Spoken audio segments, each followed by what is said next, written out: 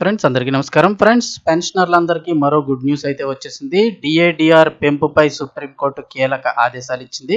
అయితే ఇది ఒక రాష్ట్రానికి ఇచ్చినప్పటికీ ఇది దేశవ్యాప్తంగా కూడా అందరి పెన్షనర్లకి కూడా అమలవుతుంది అని చెప్పేసి చెప్తూ ఉన్నారు. సో దానికి సంబంధించిన వివరాలు తెలుసుకుందాం. వీడియో ఎక్కడ స్కిప్ చేయకుండా పూర్తిగా చూడండి. అలాగే తప్పకుండా ఒక లైక్ చేయండి. లైక్ చేయడం వల్ల మరింత మందికి ఇన్ఫర్మేషన్ చేరుతుంది.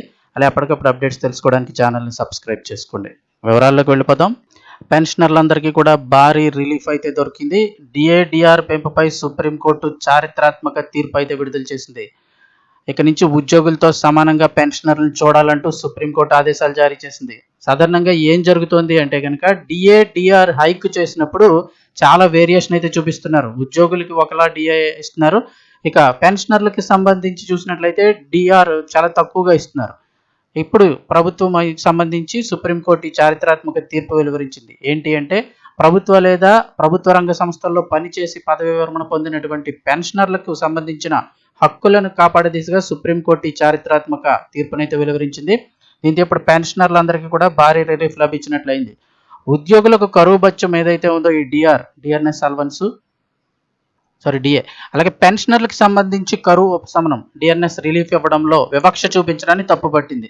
అది సమాన హక్కును హరిస్తుందని చెప్పేసి ఎలాంటి వివక్ష ఉండకూడదని స్పష్టం చేసింది. దీనికి సంబంధించి చూస్తే Keralam state road transport corporation చెందినటువంటి పెన్షనర్లు దాఖలు చేసిన పిటిషన్పై ఈ విచారణలో సుప్రీంకోర్టు ఈ మేరకు తీర్పునైతే ఇవ్వడం జరిగింది.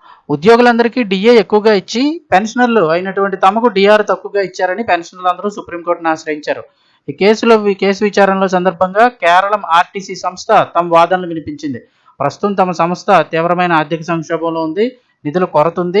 ఆ కారణంగానే పెన్షనర్లందరికీ కూడా అంటే వాళ్ళు ఎలాగ రిటైర్ అయిపోయారు కదా, ఇంక ఇప్పుడు ఎలాగ సంస్థకి అయితే లేదుగా ఉపయోగపడే విధానం లేరు కాబట్టి పెన్షనర్లకు పెరిగిన డిఆర్ఎస్ రిలీఫ్ని చెల్లించలేకపోతున్నామంటూ కోర్టుకు తెలిపింది.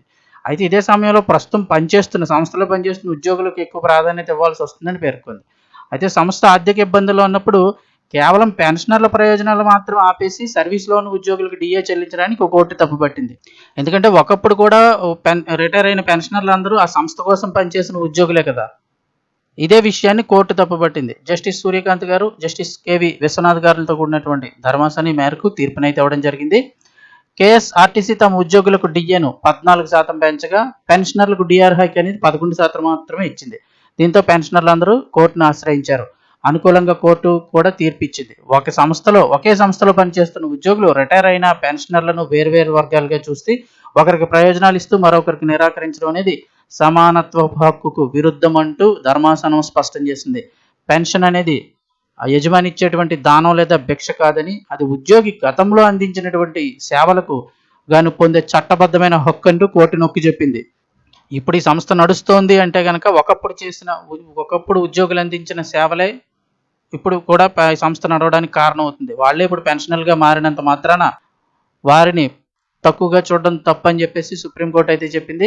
సంస్థ యొక్క ఆర్థిక పరిస్థితి సరిగ్గా లేదని చెప్పి పెన్షనర్లకు డిఆర్ తగ్గించడం సరికాదని, వారికి రావాల్సిన బకాయిలు వెంటనే చెల్లించాలని స్పష్టం చేసింది.